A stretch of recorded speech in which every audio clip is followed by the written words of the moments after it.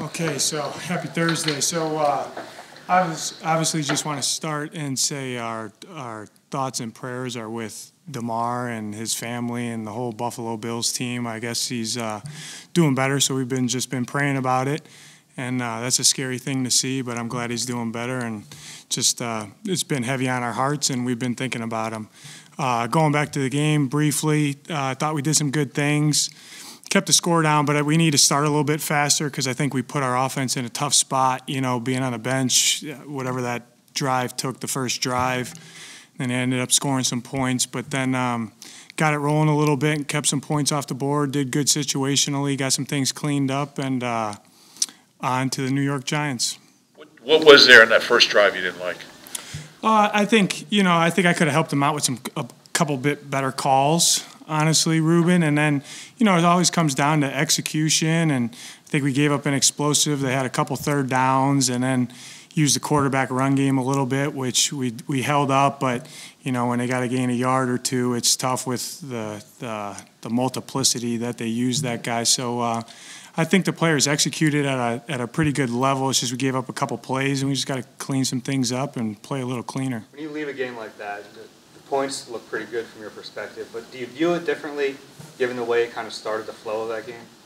Yeah, points is the ultimate thing, and the main thing I'm concerned with is, did we do enough on our side to help our team win, or put ourselves in position to win the game? You've heard me talk about it. I don't love when our offense is sitting on the bench for that long. We got a very explosive offense, and you want to see them on the field. With saying that, if you get out of it with a field goal there, you feel a little bit better. But it's always going to come down to us playing the right things and executing and trying to take the ball away and get our offense on the field. CJ obviously played a lot in the slot with New Orleans. He mainly played safety for you here. How difficult would it be for him to play the slot in your scheme?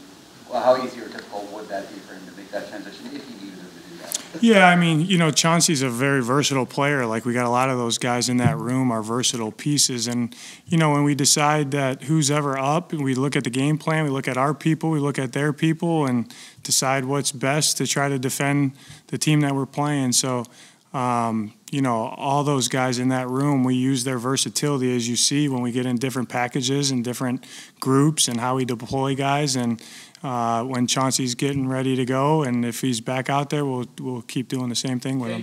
How do you plan for the Giants when you don't really know who's going to be out there, whether it's going to be Jones or Tyrod Taylor? Yeah, good question, Merrill. Yeah, you look at it, we're preparing like they're playing everybody, and then you got to be able to adjust with who's out there, with who's playing. So but ultimately, it's really that's what we always say in our room. It's really about us.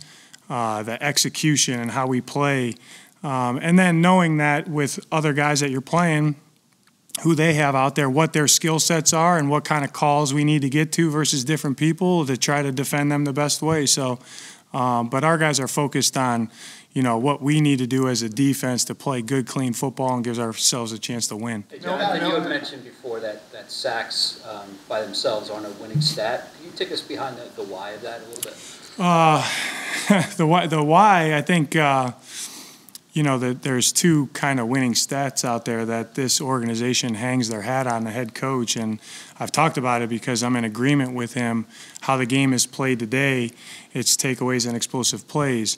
But knowing, what you have to do as a defense to affect the game in a positive way, affecting the quarterback is up there. So in and of itself is not a winning stat, but we want to hit and affect the quarterback.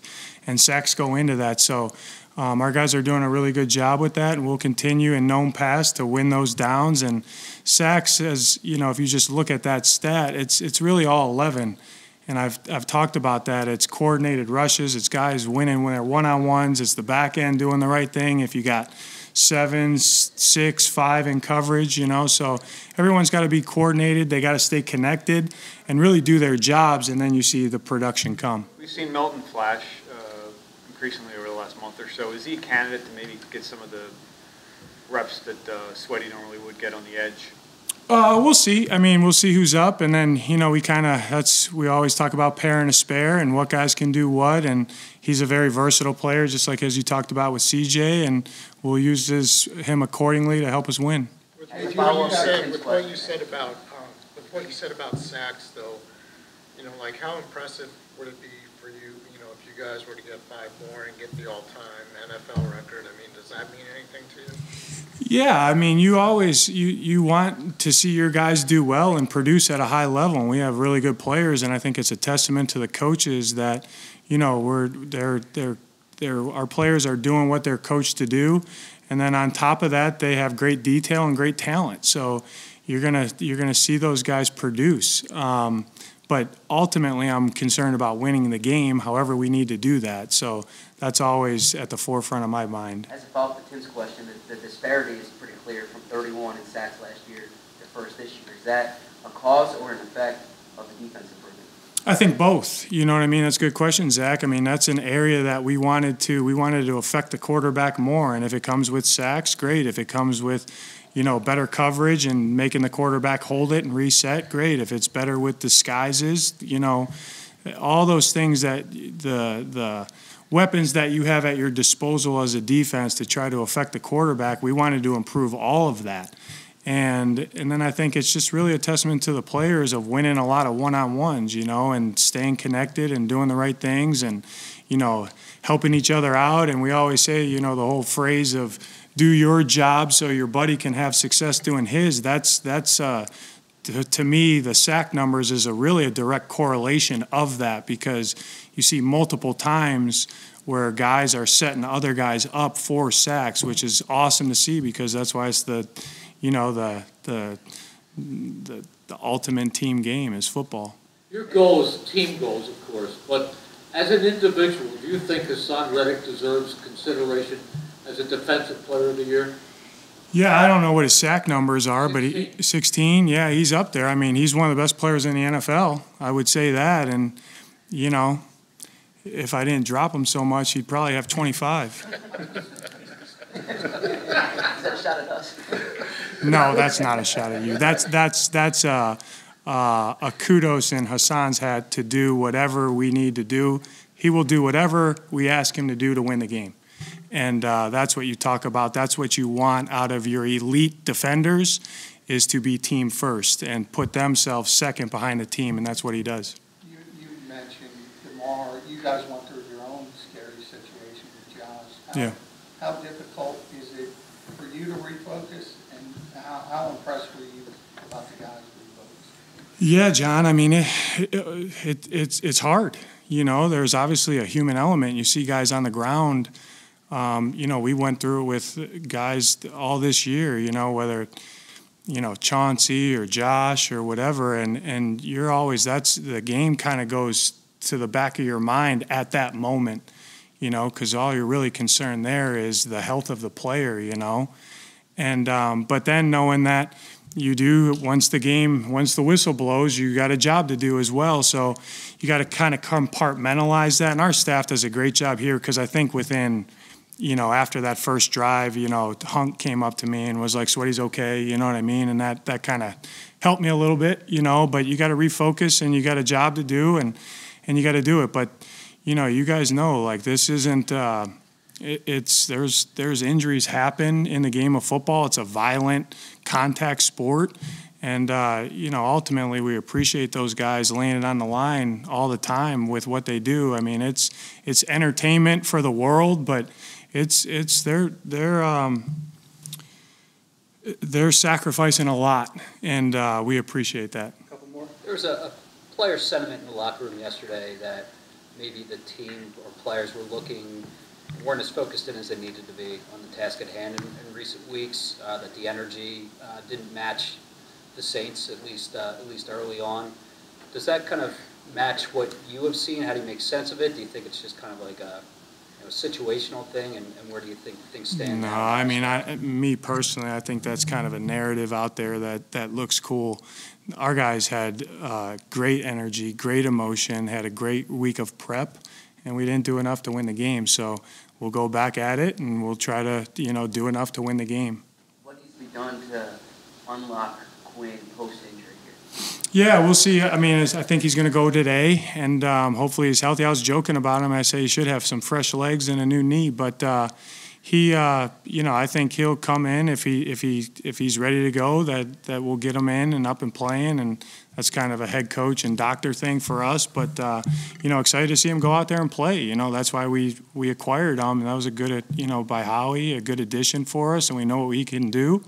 And I think he's excited. All right. Well, I'll just start off saying, just thoughts and prayers for Damar Hamlin. I can't imagine what he's going through, what his family and friends are going through, but, I heard there's some good signs that came out today that he's moving around and stuff, which is awesome to see. So just continue to think about him, and hopefully he continues to get fully healthy. Going back, I know it's been a while for you guys looking back at Sunday, but 3 and outs on the first 4 drives. Yeah. What did you feel like was happening there? Why did it take so long to get started? It's a great question. You go back and look at the film and really look at yourself. And I just didn't think I did a good enough job of putting our guys in position with the calls. We got into some second and pass situations, got some sacks, and then you get some third and long situations that, we weren't able to overcome there in the first half. So just it was tough. I didn't do a good enough job putting our guys in position, bottom line. And so I got to do a better job. Shane, what did you see on the pick six? You've been really successful with the callback, going back to certain places. What do you think went wrong? Yeah, that was on me. I think really, honestly, when I called it too, I was like, shoot, we're in a 4-by-1. I know Coach already hit on it too, but to call that there, AJ singled up, probably should have had something off it, honestly, a double move or something, and I didn't call a double move off it, and the guy was sitting inside, and he jumped the route, and he made the play, so it was on me. Shouldn't have called the play. When you look at, the Saints statistically, they're giving up a decent amount on the ground, second best pass defense in the NFL. Was it as simple as you just should have run it more, or were they kind of, enticing you into passing? We probably could have run it more. Obviously, looking back, when you don't do a lot of good things on offense, you're like, what could we do? Should we run it more? Yeah, probably, but just I didn't get into a rhythm calling the game early, and so I think the only time we really had some rhythm was that third quarter drive, to come out in the third quarter, but. We just didn't get a first down. Once you get a first down, maybe you can get some momentum, but the 3 and outs just killed us, 4 in a row there. I haven't been a part of that in a while, so we got to get back on the right track and take care of business this week. Jones back, do you curtail the offense just to account for the shoulder? Yeah, if he's playing, we always will have a plan for that. Yep.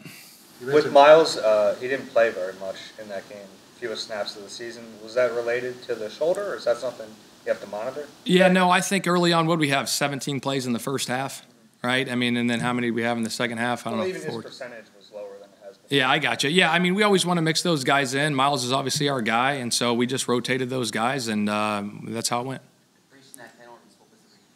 Just some communication errors, and that's on us. That's on me as a coach. We can't have that. That's happened a few times. We always get it corrected, but we can't keep letting it happen because pre-snap penalties, turnovers, that's what gets you beat in this league, and we got to do a better job as coaches, myself, leading that charge. Hey, Shane, what's the process like this week where you don't know the personnel that you're going up against, given the uncertainty whether the Giants are going to be playing their starters or not? Yeah. Do you game plan for starters and go from there? Yeah, absolutely. We're all preparing for the starters, no question about it, and then adjust off that. It's an NFL football game, and no matter who they put out there, we got to go operate. I've been a part of games where you go into and some teams don't play their guys, and some teams will walk in. They're like, oh, we're going to go beat them because they're not playing their starters. The next thing you know, you lose. I've seen it happen before. So our mindset has got to be the same no matter who's on that field playing for them. We're preparing for their starters, and we got to be locked in, ready to go. Everything we do, we got to do with a sense of urgency and a sense of purpose this week. How do you think Jack Driscoll held up? I thought he did a good job. I really did. He battled. He did a nice job. Obviously, he was firm in there at times, and then in the run game, he was solid too. Feel good about Jack where he's Why at. Jack versus last year in some similar circumstances you moved Jordan? Yeah, we just felt comfortable with him over there on the right and keeping Jordan on the left. That was it. You guys had 14 quarterback sneaks last year, 30 so far this season.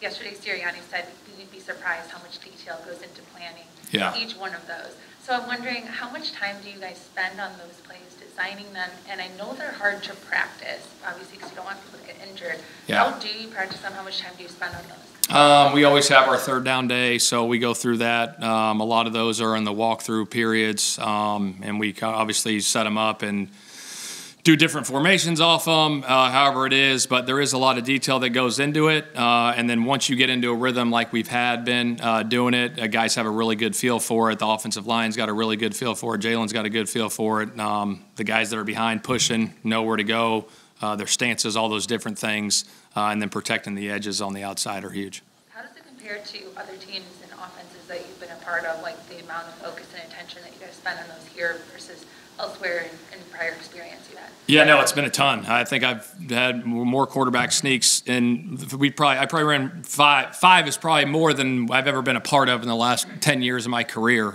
with the other guys that I've been a part of. But yeah, no, it's been a successful play for it. Our guys are really good at operating the play.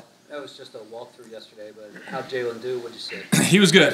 He's locked in. Like I said, if he's ready to play, he'll play, and we'll go from there. But he looked good. You mentioned you struggled to get into a rhythm as a caller. Are there plays that you kind of go back to that? Yeah, I mean, it's crazy. Like, I'm on the sidelines thinking about those things. Like, hey, we just got to get something going here, like something easy for the quarterback or a run or whatever it is or a quick pass. And there's a few things. I tried to get a screen going to Dallas. They covered it. And then it was 2nd and 10, and it was a sack. And then it was 3rd and long, and it was just one of those days that, we got to move on from. I got to move on from, put it behind us, and we got to go get ready to beat the Giants. It's kind of a big picture question, but from your perspective, what makes a good play caller in this league?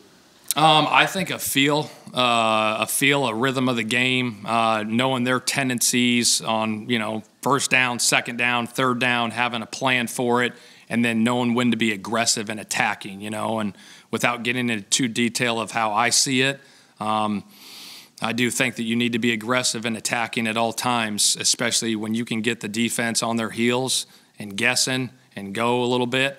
I think that definitely helps. What part of play calling did you not appreciate 5 years ago when you didn't do it compared to these past few years when you've done it?